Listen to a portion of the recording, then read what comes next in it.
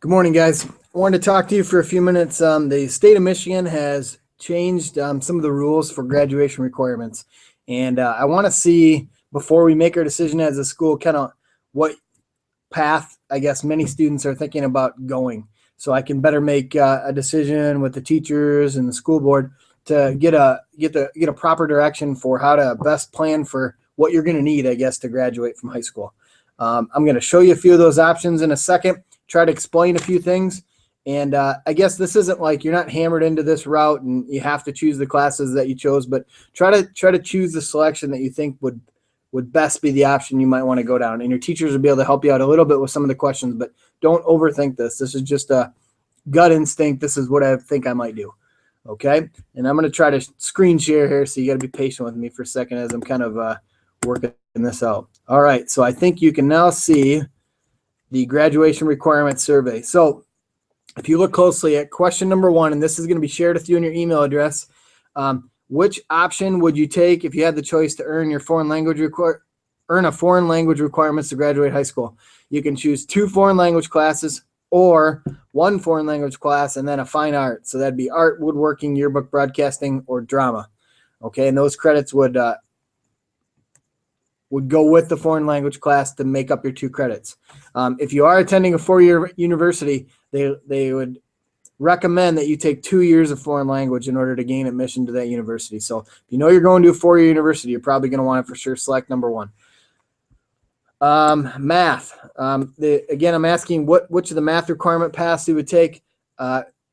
Please, the only difference really is the last 2 classes that you'll take. Everybody's going to take Algebra 1 and Geometry, but pretty much it comes down to whether you want to take Algebra 2 for a half year and then the second half of Algebra 2 your senior year, or if you want to still stay on the track of taking Algebra 2 a whole year and then business math or dual enrollment or pre-calculus class your senior year.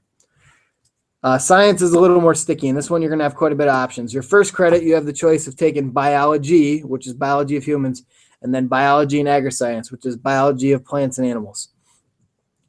That would be Mrs. Reed's class. Mrs. Summers teaches the biology class. The second option would be the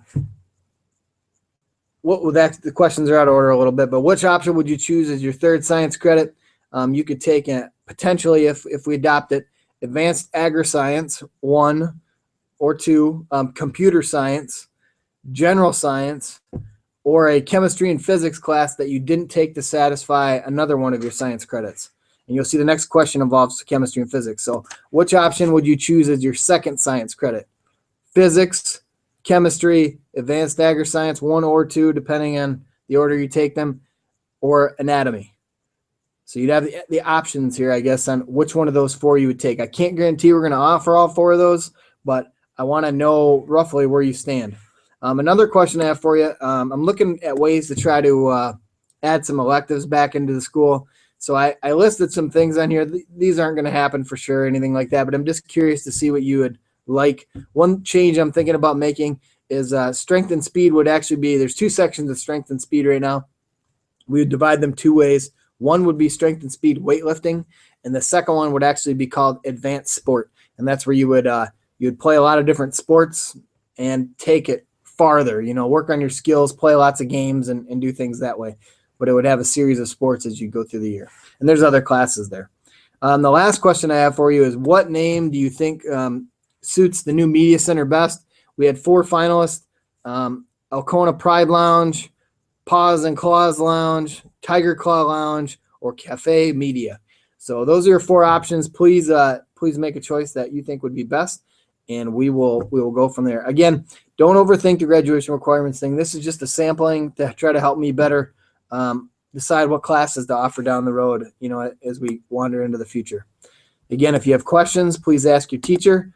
But other than that, see if I can stop sharing the screen. Other than that, thank you for taking the time to complete the survey, and we will see you next week.